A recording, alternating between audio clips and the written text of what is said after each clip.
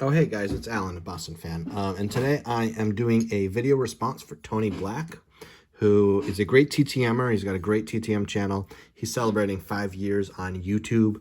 And he's one of my go-to channels in terms of finding guys to send to that I normally wouldn't think of. Tony sends to a lot of football, some basketball, baseball, of course. And it's always good to get fresh ideas because there's just so many people to send to that you may not realize that you even want. And so that's the fun part of the TTM hobby. So I love watching his channel. And for his video response, he asked us to talk about our first baseball game and who we were looking forward to seeing and just the story behind that. So I'm going to try to do my best to tell the story. In short, my first Red Sox game was a game that I got outside of the front gates of Fenway Park and didn't know I was going to the game. So I'll try to tell that story. It's something you can do with your kids. I did it with my daughter last year for her first concert, which was pretty awesome, so I might share that too. So first, it's set up because my father's friend, he recently passed, R.I.P. Bob, had given us these two tickets. So Saturday, September 25th against the Twins. This was set to be my first Red Sox game. You can see the pinholes. Mookie Chilson special right there. So these were on our cork board for like a month before my birthday. This was going to be my first Red Sox game, and I was super psyched. 93 was the first year that I followed the Red Sox on a day-to-day basis. That winter, I had discovered Peter Gammon's column in the Boston Globe and was just hooked. I had been collecting baseball cards and knew who good players were, but I didn't really follow the game. 93, that just hooked me into following the game. And so every year for my birthday, we would go to Chuck E. Cheese. So that was our annual tradition, me and my brother, our birthdays, even parents' birthdays, I think. Video games, pizza. And it was awesome. And so that's what I was expecting to do on my 11th birthday. And we start heading the way to our Chuck E. Cheese, which was in Dedham. If you're around Massachusetts, it's a little bit north of where I lived. My father decided to take the highway there. A little quicker, but I kind of knew the roads and was like, yeah, okay. And on the way, he mentioned, hey, somebody at work told me about this new place that we could try to check out tonight. And I was like, iffy. I'm like, I don't know. I think I'd rather just go to Chuck E. Cheese, like the place that I know. And he's like, well, this place has 81 games. And I'm like, ooh, 81 video games. Now, of course, as we know the story, Fenway Park with the Red Sox have 81 home games.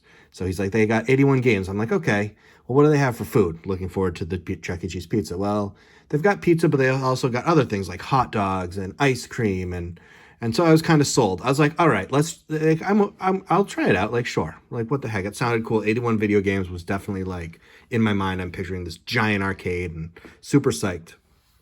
Now, if you've watched games on TV or if you've been to Fenway Park, especially at night, you know that one of the iconic things about Fenway, but outside of Fenway, is the Citgo sign. And it's this big Citgo gas sign that they've elevated so that you can see it from Fenway Park. It's not actually adjacent to the park. It's like a block away, but it's a giant sign lit up in neon at night. So as a kid watching on TV, that's one of the first things, first Boston landmarks I learned was the Citgo sign. So as we're driving in, I noticed the Citgo sign. And I mentioned, hey, we're probably close to Fenway Park. There's the Citgo sign. And this, I think, kind of busted my dad's idea a little bit, again, trying to get me to the park, surprise. And so he's like, oh, yeah, we might be near Fenway Park. We should just go by and check it out. And knowing that I had this game on the docket, that I wanted that to be my first Fenway experience. So I was very much like, no, I don't want to go see Fenway Park. And again, I'm picturing Fenway Park as chain link fence. You can see the whole field from the road. I had no conception of what a major league stadium was. And he's like, no, let's go check it out. We're in the area. We might as well just walk by. And it was hard to convince me. But he kept going, maybe you'll see a player or something. So again, this feeds into my not whole gang. Maybe I'll see a player. Maybe I will get to spy through a hole and see a little bit. And I got a little bit excited. Now, the Red Sox at the time had an upcoming move on. They had Roger Clemens. They had a bunch of veterans. The one player that I was picturing in my head on that car ride as we neared Fenway Park was second baseman Scott Fletcher. I liked him as a player when I was 11. I had probably watched a couple of games and seen him get a couple slap singles to right. He wasn't a great hitter, but I had seen him get a couple hits, and I knew hitting was hard, and so I was picturing seeing Scott Fletcher. So he was the guy that I was imagined seeing. So they convinced me, like, okay, the idea of seeing a major league player and being able to spy through the wall and maybe see Fenway. And again, see Fenway was very different from what it actually is, seeing a stadium. They got me up to the front gates, and it's around Fenway, and it's really cool. And I'm wide eyed and looking at everything and taking everything in. And my mom hands me a card, birthday card. She's got a stupid grin on her face. Now, adult me realizes immediately I should have realized what was going on, but I didn't. I was like, okay, randomly, you're giving me a card now. I opened up the card, and I opened it vertically and read the card. And I was like, it was like, happy birthday, Alan, like something like that. And I was like, okay, thanks. And they're like, well, what do you think? I'm like, well, it's a birthday card. That was really nice of you. And they had put tickets in the card, but because I held it vertically, they slid out. And so they're like, wait, where is it? And then they found it on the ground. And so it was filled with 4 tickets to that night's game, Tuesday, September 14th, my 11th birthday, 1993, against the Baltimore Orioles.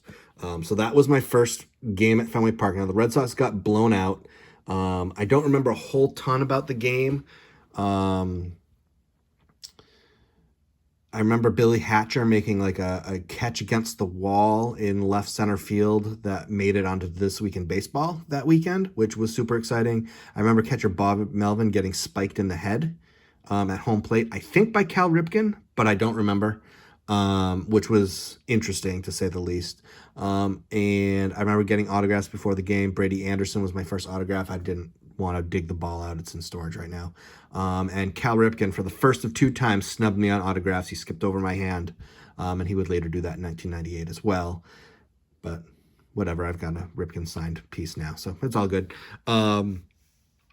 But that night's pitching matchup, and I was just getting into baseball, but baseball history really kind of had caught me. And so that pitching matchup is something I remembered. And my favorite pitcher at the time was pitching for the Red Sox. And earlier that year, he had one hit the White Sox. And I had been at a Paw Sox game, and they had announced it over the radio. So that was like my first memory of like a really cool, big deal Red Sox moment. And so the Red Sox starter was Danny Darwin. He ended up taking the loss. He went like 5 or 6 innings, and then as like the 6th, he kind of came apart. So he was pitching for the Red Sox, and that was pretty cool.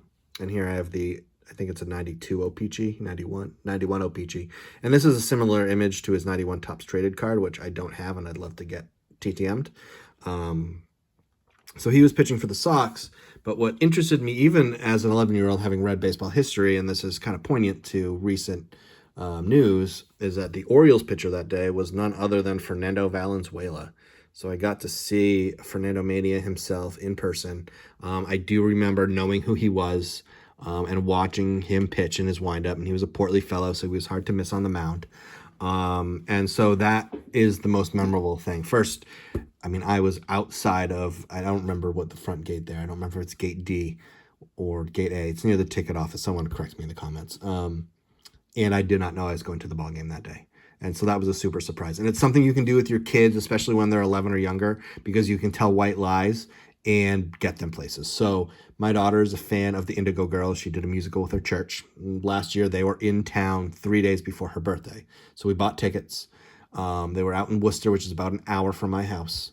And with, again, this experience, I wanted to do the same thing. So I convinced her that we were going to take her out to a special dinner, just mom, dad, and her. Her little brother would go with grandma.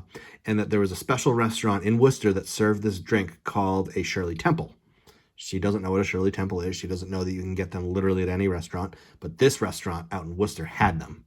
So we trucked out to Worcester through the traffic. She complained a little bit, but we got our Shirley Temple, and she loved it and loved the cherries in it, and it was amazing.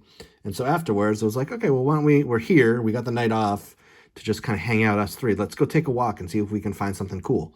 We took a walk, and there was a little Christmas fair in the center.